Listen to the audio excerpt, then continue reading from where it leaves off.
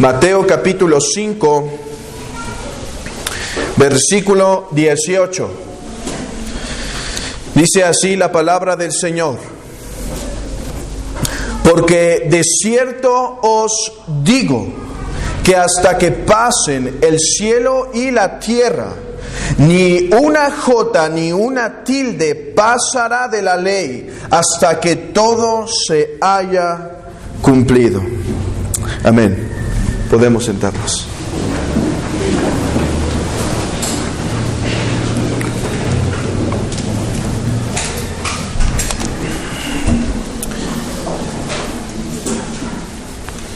Hermanos,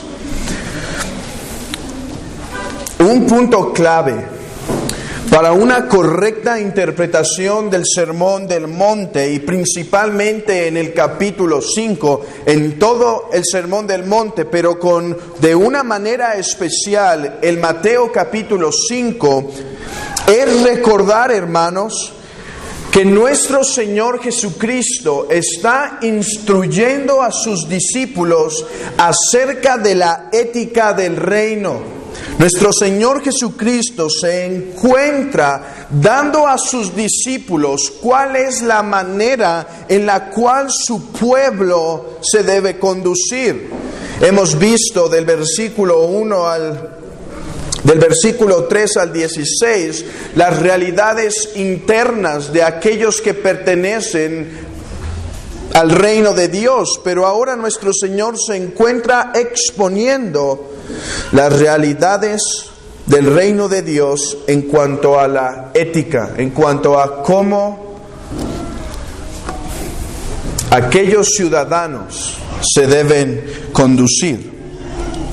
A diferencia de los reinos de este mundo, el reino de nuestro Señor, como dice el Salmo, es eterno. Tu trono, oh Dios, es eterno y para siempre. Y a diferencia de todos los otros reinos, este reino, el reino de nuestro Señor Jesucristo, tiene una ley perpetua. Tiene una ley eterna. Tiene una ley que no puede ser desechada, modificada, cambiada. ¿Y por qué? Porque esta ley procede del carácter mismo de Dios. El rey en este reino no es un hombre, no es un príncipe de la tierra, es el Rey de reyes y Señor de señores que vive para siempre. Aquel cuyo carácter se encuentra y siempre se ha encontrado en la manera más excelsa. Mira, hermano, piensa en esto.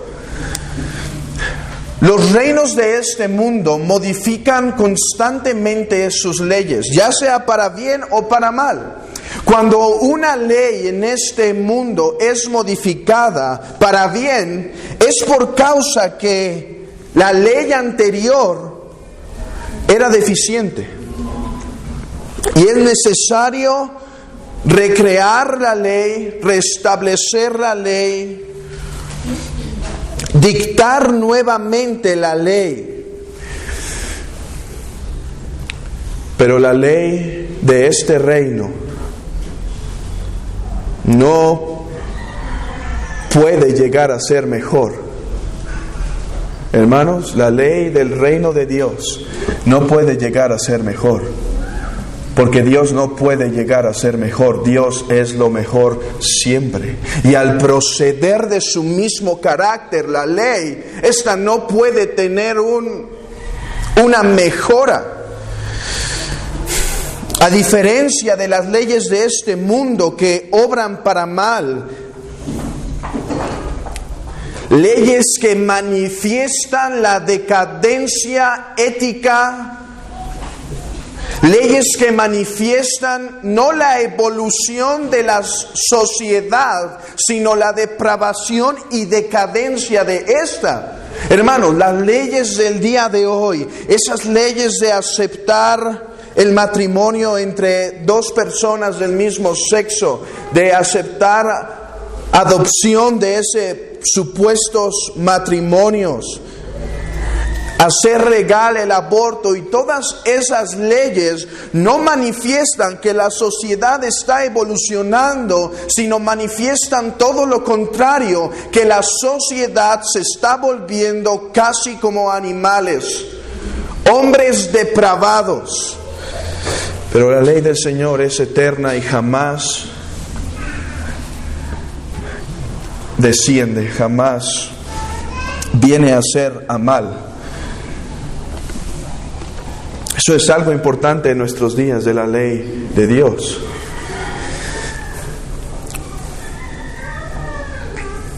Y hermanos, que la ley de Dios es eterna, que el Antiguo Testamento era la ley del pueblo de Israel y que la ley moral de Dios continúa siendo nuestro estándar de conducta, aún manifiesta la gran unidad que existe entre el Antiguo y Nuevo Testamento, que el pueblo de Dios en el Antiguo Pacto, siendo el remanente de Israel, y en el Nuevo Pacto la Iglesia, continúan teniendo la misma ley moral, manifiesta la gran unidad que existe entre el plan de Dios.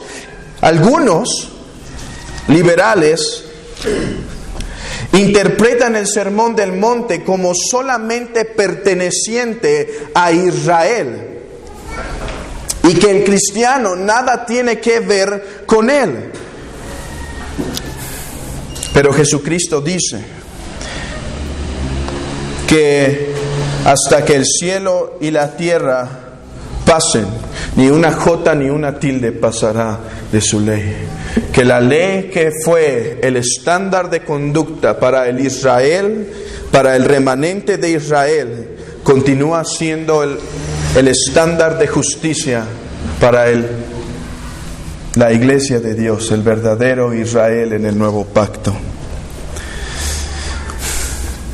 Dice nuestro versículo, y de esto se trata este versículo, hermanos, que la ley moral de Dios es perpetua. La perpetuidad de la ley moral de Dios.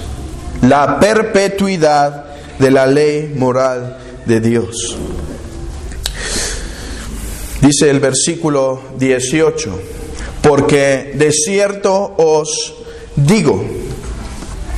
La primera palabra de este versículo nos muestra la relación tan íntima que tiene con el versículo 17. No penséis que he venido para abrogar la ley o los profetas.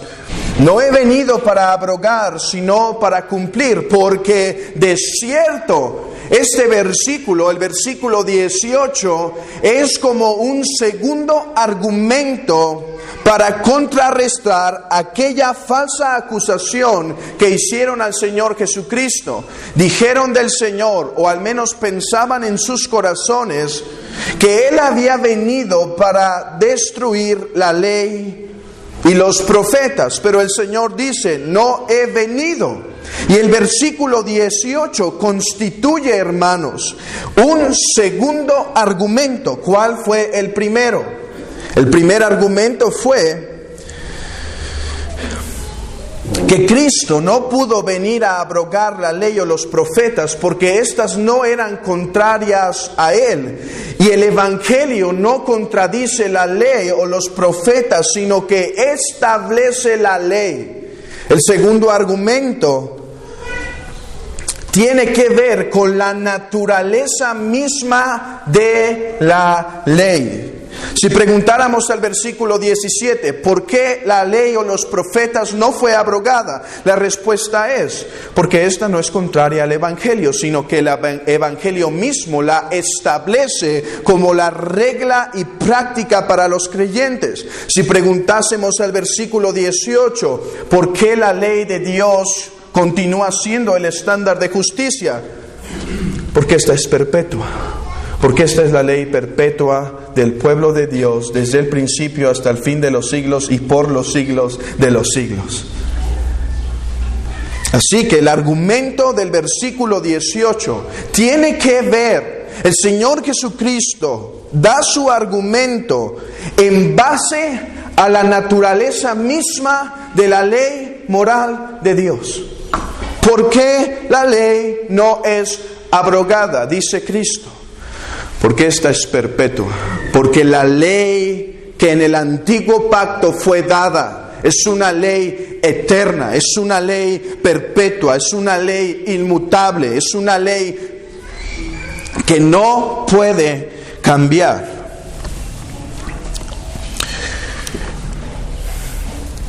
Para tratar de resumir la enseñanza que el día de hoy, hermanos, quiero presentarles, quiero citar en primer lugar a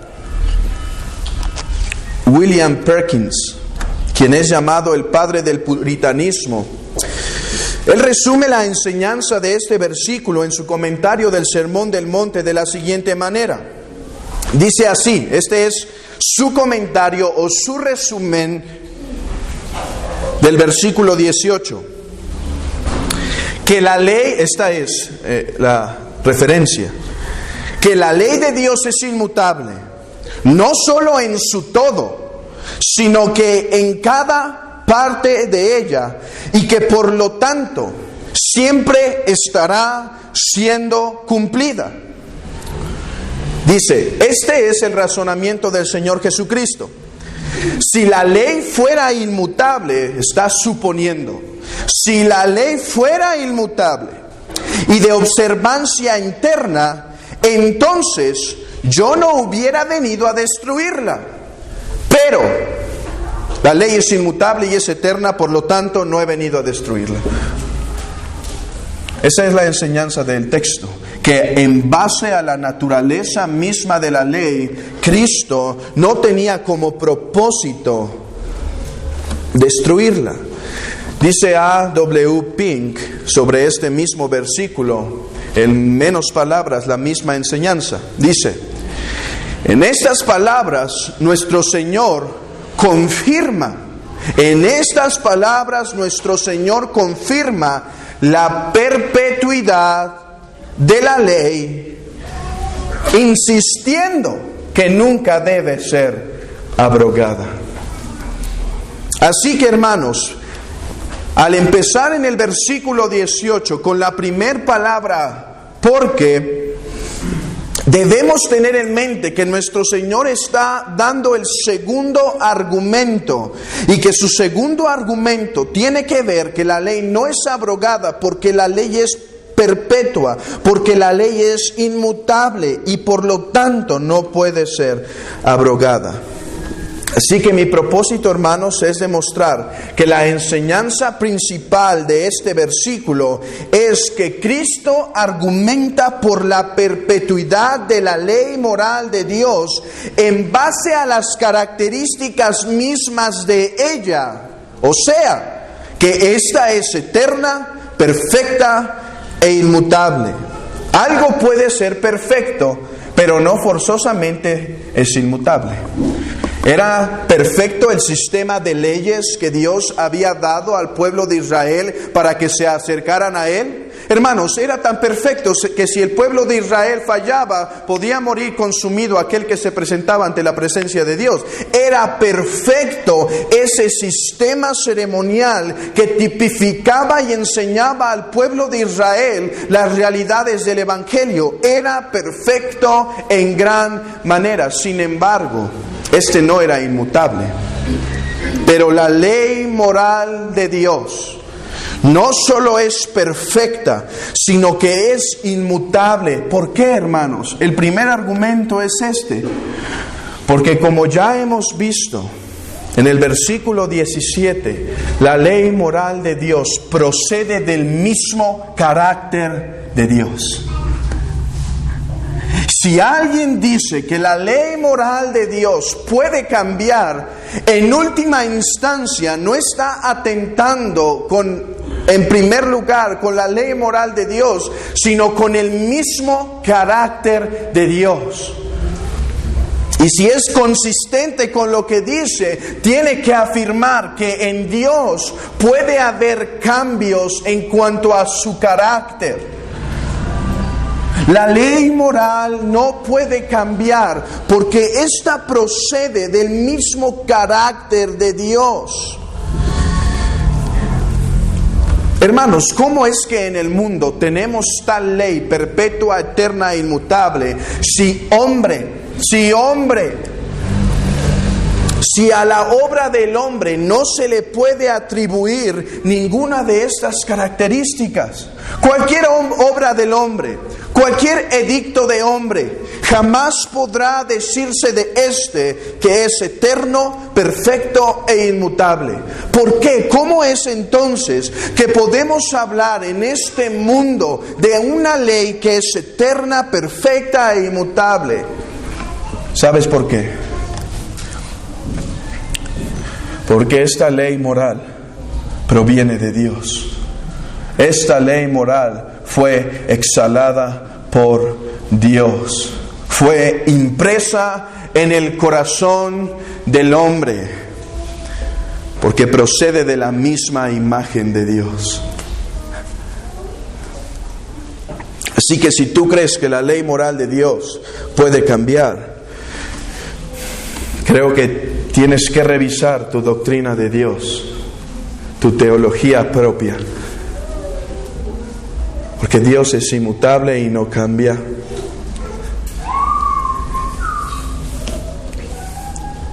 Así que, hermanos, podemos hablar de algo perfecto, eterno, inmutable, porque Dios ha condescendido con el hombre. Esas palabras no estarían en la boca de los hombres a menos que Dios hubiese condescendido, y ahora está en nuestro vocabulario acerca de la ley que obedecemos, de la ley que debemos obedecer. Porque de cierto os digo. Ahora quiero que vean que no solo nuestro Señor liga el versículo 18 con el versículo 17, pero pone un énfasis especial en él.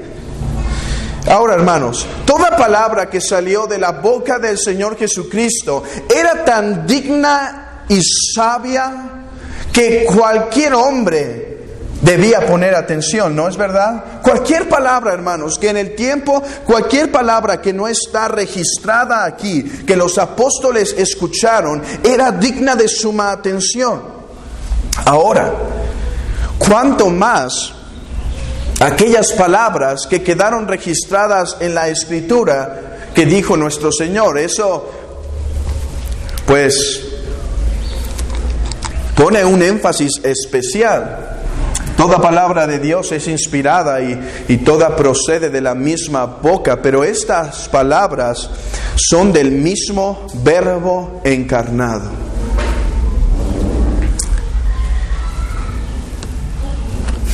Ustedes pueden ver esta misma apreciación en el capítulo 5 de Mateo, en el versículo 2. Cómo Mateo introduce el sermón del monte. Era tan impactante escuchar a aquel que tenía autoridad, que enseñaba con autoridad, que Mateo el evangelista introduce las palabras de nuestro Señor de una manera bastante elegante, diciendo, y abriendo su boca les enseñaba. Casi como tambores preparando la entrada del rey, así Mateo prepara el sermón del rey. Pero en el versículo 18 no simplemente tenemos el registro de Mateo que enfatiza las palabras de Cristo, sino que Cristo enfatiza ciertas palabras de su sermón al decir amén, que se traduce en nuestras Biblias, porque de cierto os digo. Estas palabras introductorias, hermanos, tenían el propósito de enfatizar, de llamar la atención de sus discípulos, de aún aquellos que podían estar distraídos, decir: atención, atención, esto no lo puedes perder, no puedes ser distraído de esto. De cierto os digo. Algunas traducciones traducen esto como en verdad os digo, y creo que en cierta manera es atinado, porque esta palabra amén en el griego tenía el propósito de manifestar, de enfatizar, de dar confianza a los corazones de su pueblo, diciendo: esto es verdadero, fiel y seguro. Presten atención, de cierto os digo, verdadero, verdadero. Así que es impresionante, ¿no, hermanos? Cualquier palabra del Señor Jesucristo era de suma importancia. De tal manera que Mateo lo introduce de suma importancia, guiado por el Espíritu Santo. Pero ahora Jesucristo da un énfasis a su propio sermón acerca del versículo 18. Así que si crees que has escuchado bastante ya sobre la ley moral de Dios, yo te digo que el Señor Jesucristo apenas está empezando y que ni hemos excavado verdaderamente la enseñanza o completamente la enseñanza de Él. Y todo su sermón en capítulo 5 se basa en la ley moral de Dios. Y ahora Él dice: discípulos amados, ¿creen que han escuchado mucho acerca de la ley? Pues yo les digo: atención, atención. Y apenas está empezando el cuerpo del sermón del monte. ¿Y qué es en esto que llama nuestra atención, que llama la atención de sus discípulos, y ahora por la guía del Espíritu que la ha traído hasta nuestros tiempos, a nosotros? Porque de cierto os digo que hasta que pasen el cielo y la tierra, hasta que pasen el cielo y la tierra. Hermanos, ¿cuál es el significado de esta frase? Bueno, algunos lo interpretan como si la palabra ley, puedes ver en el versículo 18, hasta que pasen el cielo y la tierra, ni una jota ni una tilde pasarán de la ley. Algunos interpretan esta palabra ley como refiriéndose simplemente a todo el Antiguo Testamento.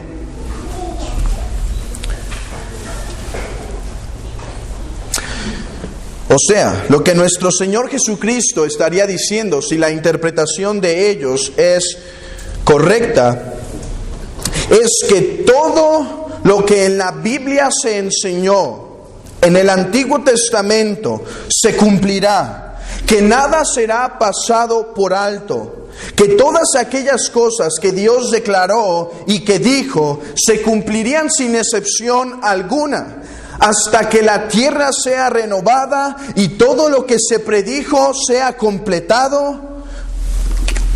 En resumen, que para el tiempo de la consumación de todas las cosas, todo habrá quedado cumplido y nada habrá faltado.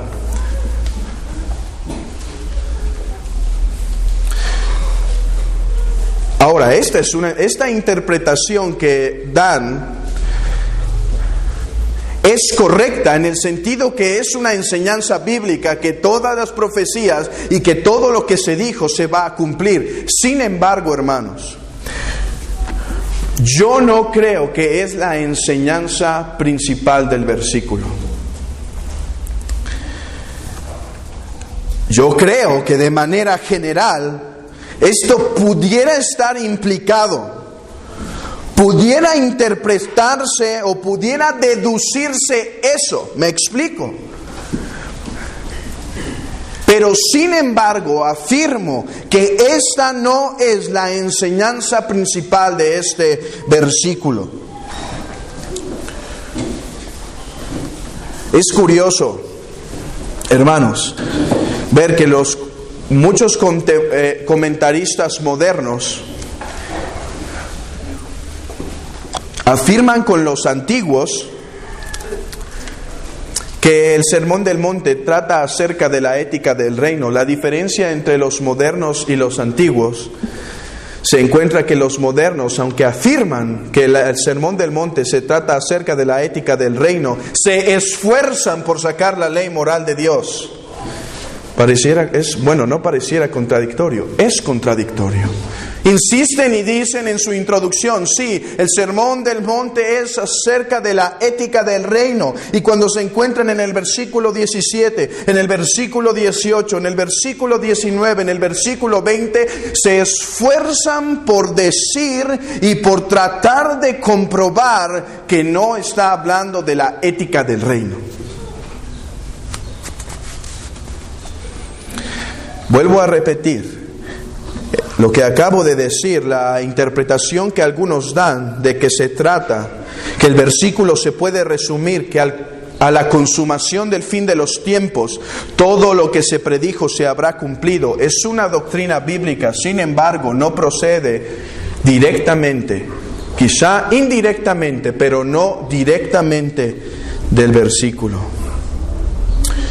Ahora, ellos insisten, hermanos, por decir que no se trata de la ley moral de Dios, pero es hasta cierta manera contradictorio. Supongamos que la interpretación que ellos dan es correcta y que de lo que se trata el versículo 18 es que al final del tiempo todo el Antiguo Testamento será cumplido, que es lo que creemos.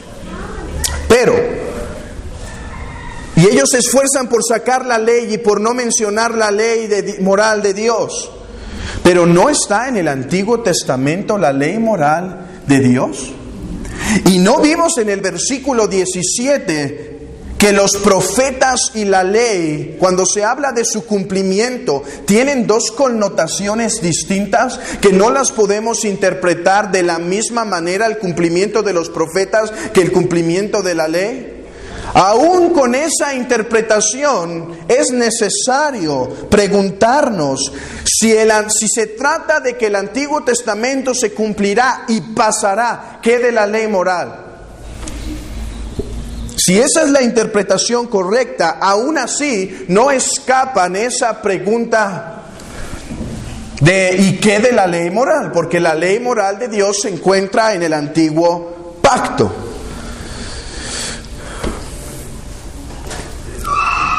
Así que en primer lugar, hermanos, creemos que el versículo 18, cuando se refiere a la ley, no se refiere, o decir ley en el versículo 18, no es sinónimo a decir Antiguo Testamento. Creo que es lo que eso se enseña en el texto y espero que en unos momentos sea claro para ustedes. Los argumentos que ya se han dado y que no vamos a comprobar, simplemente voy a citar, es que en el versículo 18 se omite ahora profetas para dar un énfasis sobre la ley.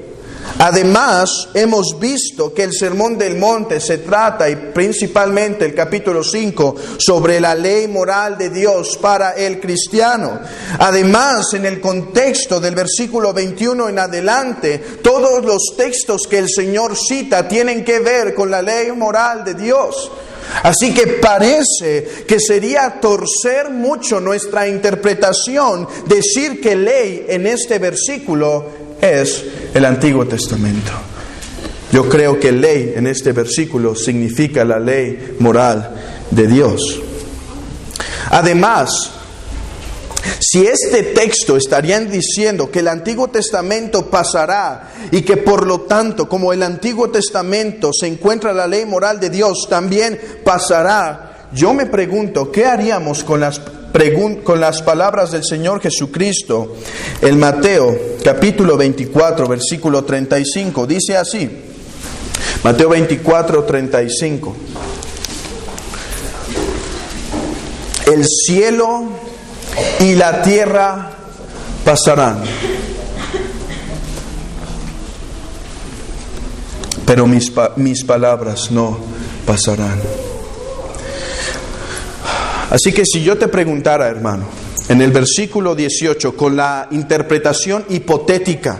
¿Cuál sería tu respuesta si yo preguntara, ¿qué pasará con la ley moral de Dios que se encuentra dentro del Antiguo Testamento cuando el cielo y la tierra pasen?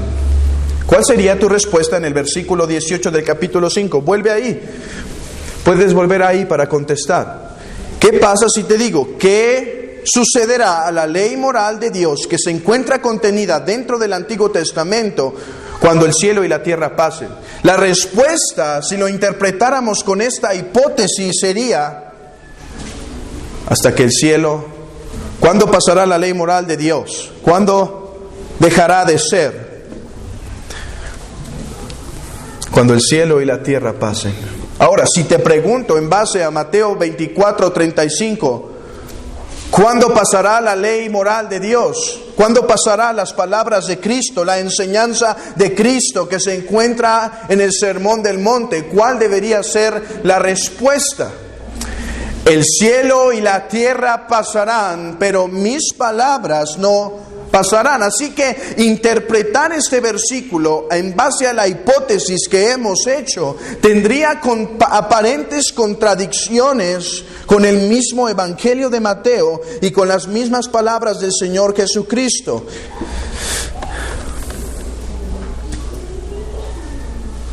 Pareciera contrario, ¿no?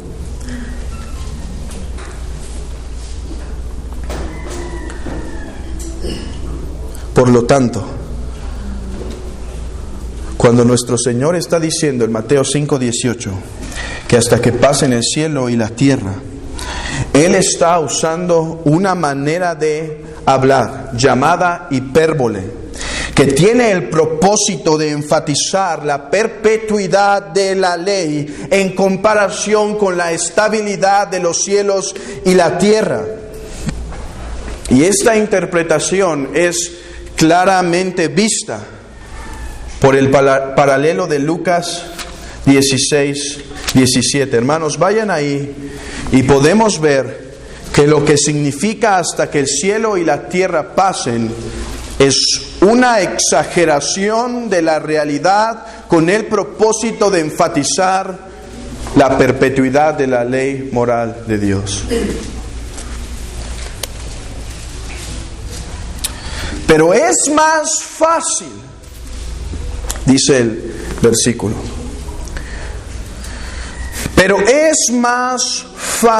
más fácil es, que pasen el cielo y la tierra, que se frustre una tilde de la ley.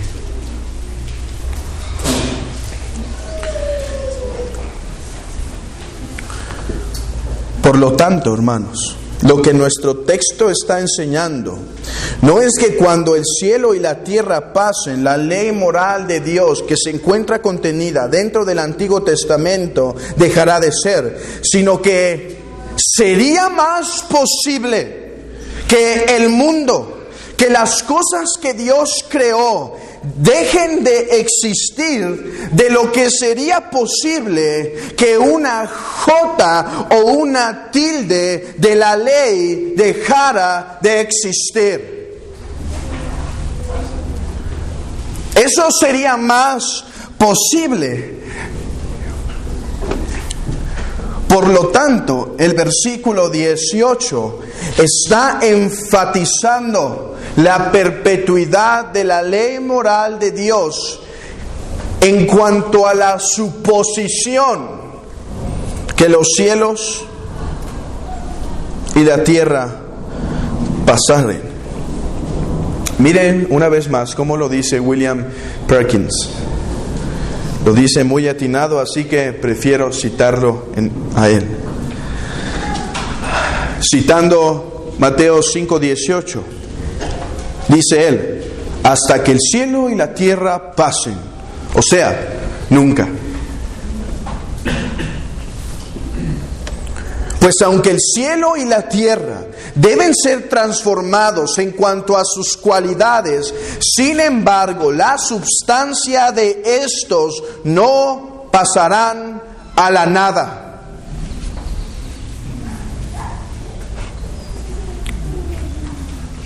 Ahora, hermanos, no está negando, ni estoy negando, que tendremos cielos nuevos y tierra nueva. Tendremos cielos nuevos y tierra nueva. Pero algo que debemos entender sobre todos los textos de la palabra de Dios que nos hablan de la destrucción de la tierra y de los cielos, es que estos no están enseñando un plan B de Dios, sino que estos enseñan la consumación de todas las cosas de acuerdo al decreto planeado por Dios desde el principio de los tiempos.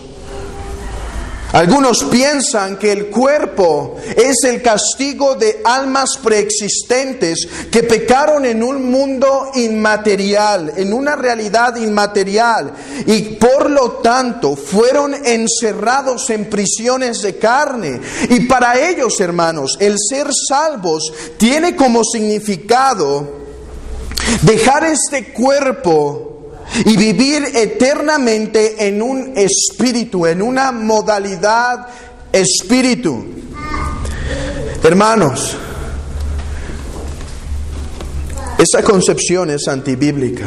Yo sé, Pablo dice, miserable de mí, ¿quién me librará de este cuerpo de muerte? Sin embargo, Pablo creía que en la eternidad él no iba a vivir en un espíritu simplemente, sino que su cuerpo sería glorificado para vivir delante de Dios. Es antibíblico pensar que en la vida eterna viviremos en una realidad inmaterial. Así que los cielos ciertamente serán destruidos, no negamos eso, pero hermanos, la realidad material será glorificada.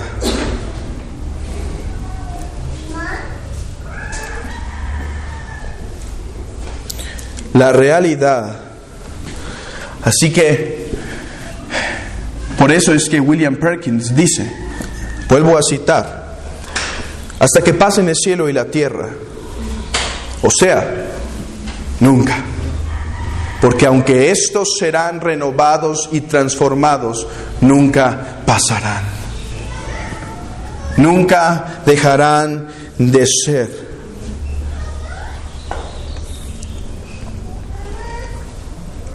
El Salmo 104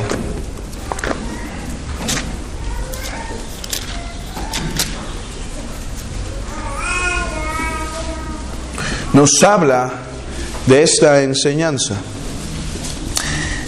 Él fundó la tierra sobre sus cimientos, no será jamás removida.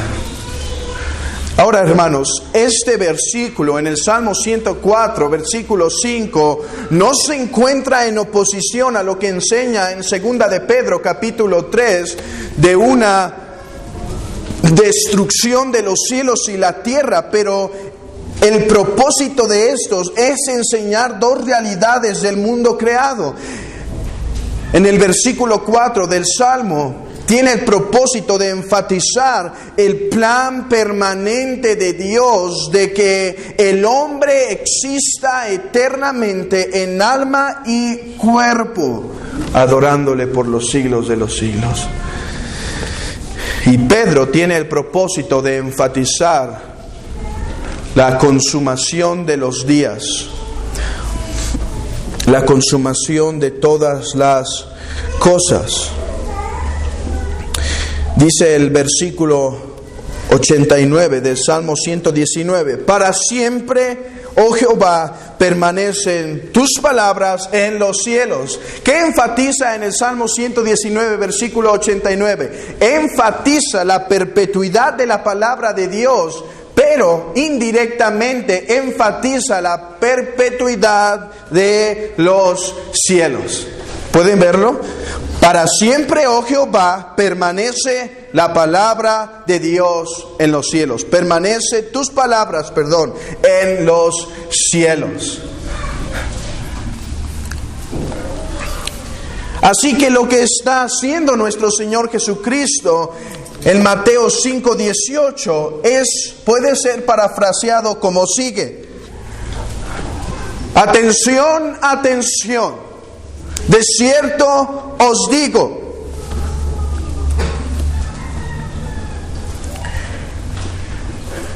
que sería más fácil que los cielos y la tierra que Dios ha planeado que existan para siempre, sería más fácil que esa realidad dejase de existir antes que la ley de Dios pudiera ser quebrantada, abrogada, transformada, modificada, etc.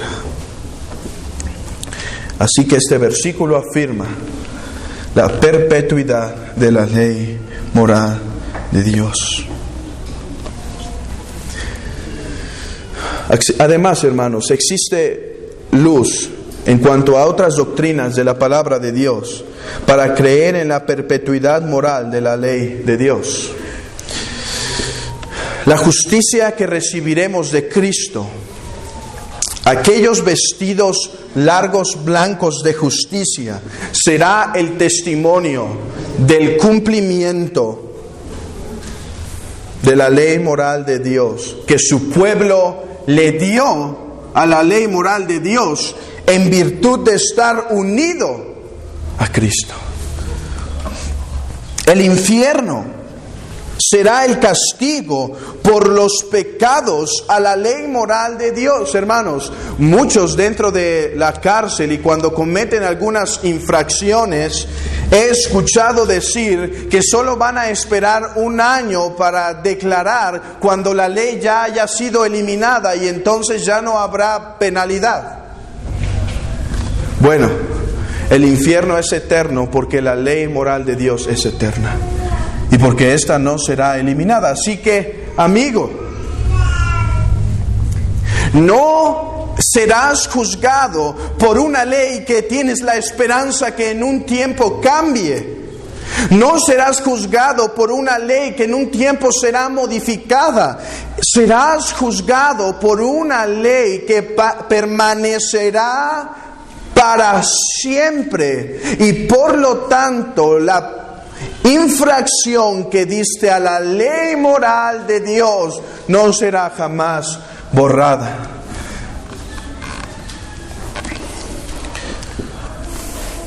Y ya hemos dicho que otra razón es que la ley moral de Dios proviene del mismo carácter que no puede cambiar. Y es esta última realidad de que la ley moral procede del carácter perfecto de Dios, a la cual nos lleva la siguiente frase del versículo 18. Ni una jota, porque de cierto os digo que hasta que pasen el cielo y la tierra, ni una jota ni una tilde pasará de la ley. Ni una jota ni una tilde. Se refieren, hermanos, a dos caracteres muy pequeños, los dos caracteres quizá más pequeños dentro del alfabeto hebreo. La J era, como se traduce para nosotros, era como un pequeño acento, no era un acento, pero era una marca muy pequeña que distinguía entre dos palabras muy semejantes. Por ejemplo, hay una palabra en Levítico que si tiene el tilde puede significar blasfemar. Si no tiene el tilde, la pequeña marca puede significar adorar. Así tan diferentes eran, tan importantes eran estas pequeñas marcas. Y la tilde era como un pequeño cuerdo que se ponía después de una letra hebrea, arriba o abajo de una letra hebrea para diferenciarlas de otras. Sin embargo, hermanos, sabemos por el criticismo textual que aunque hay grandísima unanimidad dentro de todos los manuscritos. Sin embargo, existen variantes. ¿Han escuchado de eso? Quizá se han acostumbrado en estos días a hablar de eso, pero en este texto, en los textos originales, no estaba esa palabra, o no está esa letra, o no dice de esa manera. ¿Lo han escuchado? Esa disciplina se llama criticismo textual y nos dice que aunque hay gran unanimidad, sí hay variantes en algunos textos por los copistas que lo hicieron. Hermanos, una pregunta. ¿Eso cancela la promesa del Señor de que ni una jota ni una tilde pasarán de su ley? Yo no creo. Aunque creo que se implica aquí la continuidad de la palabra de Dios para siempre, por todos los siglos. Yo no creo que Cristo está enseñando o Cristo está afirmando que todos los escribas que iban a transcribir o que todos aquellos que iban a hacer una copia de la palabra de Dios iban a tener perfección en todo. Los manuscritos, los primeros manuscritos que el mismo apóstol o a los que dictaba eran perfectos, en eso no hay mayor duda. Pero no creo que aquí se afirma la continuidad de transcripción perfecta. ¿Qué es lo que está afirmando el Señor? Entonces, ¿qué significa? El Señor está testificando de toda su ley moral que no cambiará aunque los siglos cambiasen. Para ponerlo en ejemplos prácticos, el mundo podrá decir que la homosexualidad es un paso hacia la civilización, pero nuestro Dios, que no permite que ni una jota ni una tilde de su santa ley cambie, sigue declarando que este pecado es tan abominable como el bestialismo mismo, y que no importa cuánto impulse la sociedad, la iglesia, que es columna y baluarte de la verdad, debe seguir manteniendo aquellos estándares y aquellas verdades y aquella justicia que Dios ha declarado que es perpetua. Yo creo que es el significado de ni una jota ni una tilde. Que todo lo que se dijo permanecerá para siempre. Que todo pecado declarado en la ley moral de Dios siempre será pecado. Mira, hay un ejemplo de esto en Mateo, capítulo 19.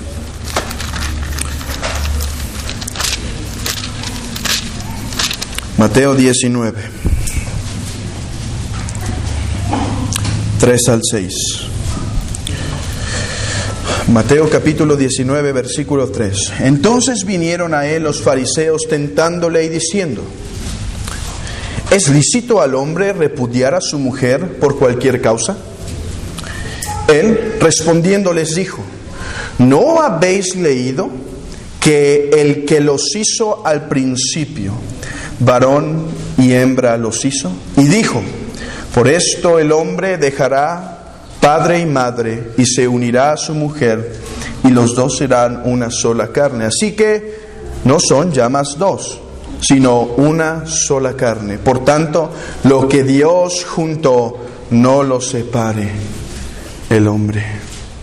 En este tiempo los fariseos ya habían interpretado, más bien torcido, la ley moral de Dios en cuanto al matrimonio, que ahora era muy fácil repudiar a la mujer por cualquier cosa que le disgustase de ella. Sin embargo, el Señor Jesucristo no es movido por esta nueva corriente para ser agradable a los oídos de sus oyentes, sino que se mantiene en lo que Dios ya dijo que es bueno, que es justo, que es santo, que es perfecto. Así que el matrimonio entre hombre y hombre no es matrimonio, sino abominación. No es desarrollo civil, sino degeneración civil. Hermanos, Cristo tiene una alta estima de la ley moral de Dios, de la santa ley de Dios. Y mira, hermanos, me pareció increíble leer en Isaías. Este texto, escúchalo.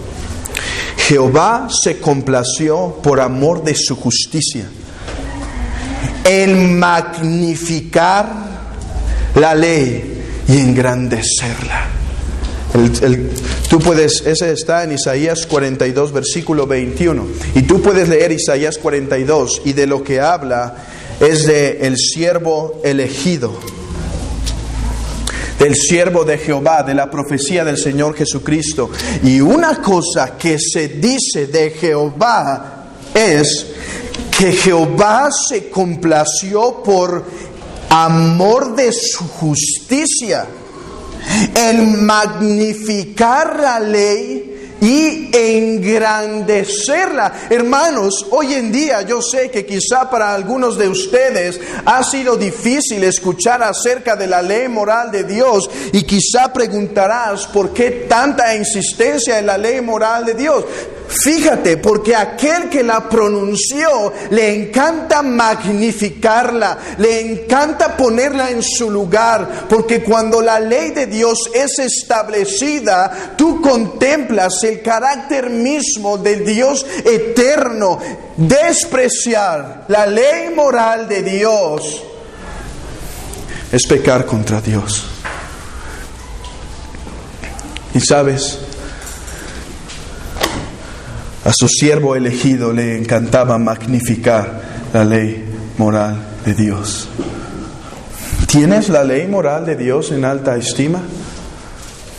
¿Son tus hijos ahora conscientes de las demandas de la justicia de Dios?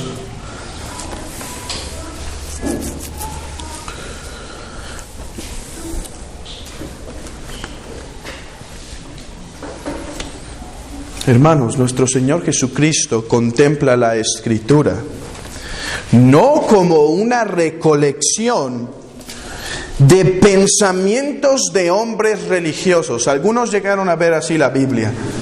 La Biblia es la recolección de algunas experiencias religiosas y quedaron apuntadas para que el hombre las estudie.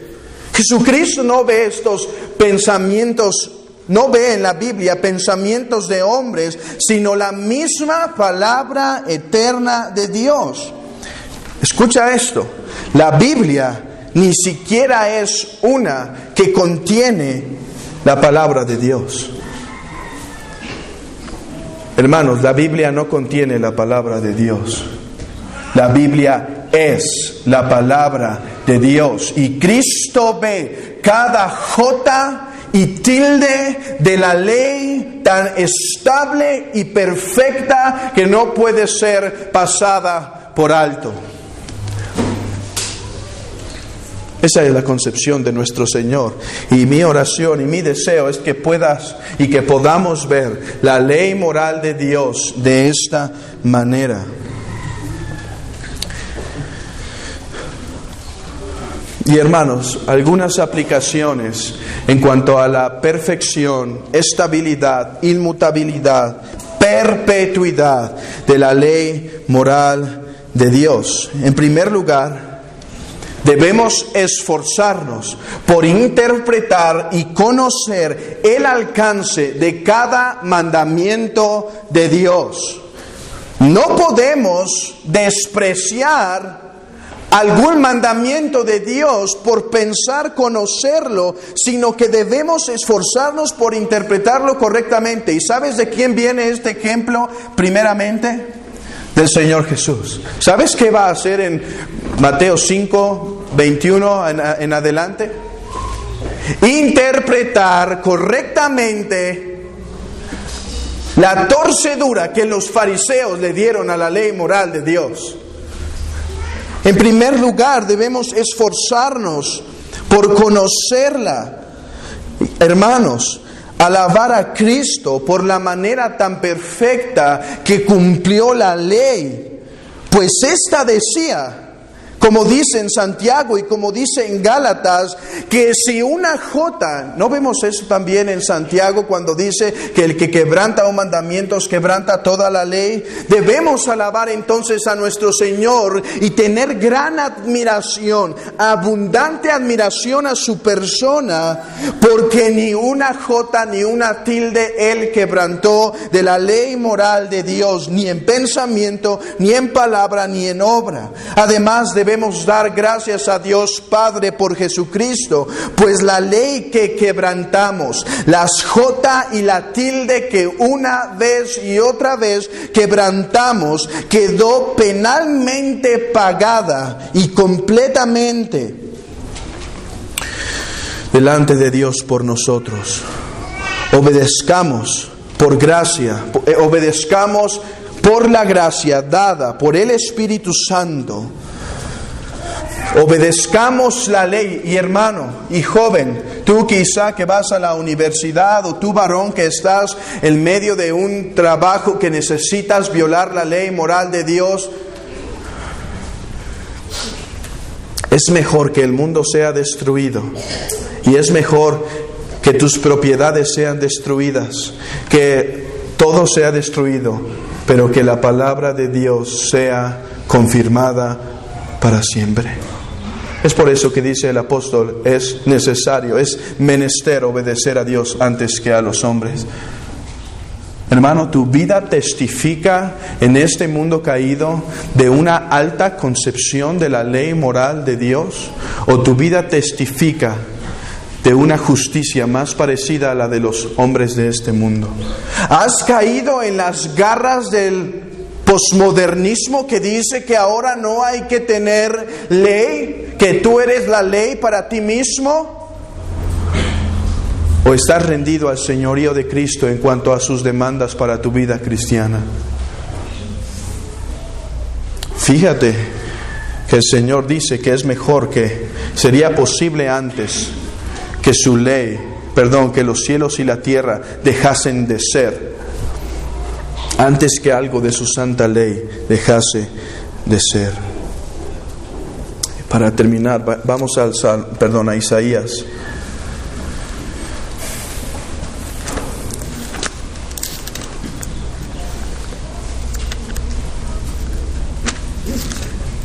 Isaías 40, versículo 8.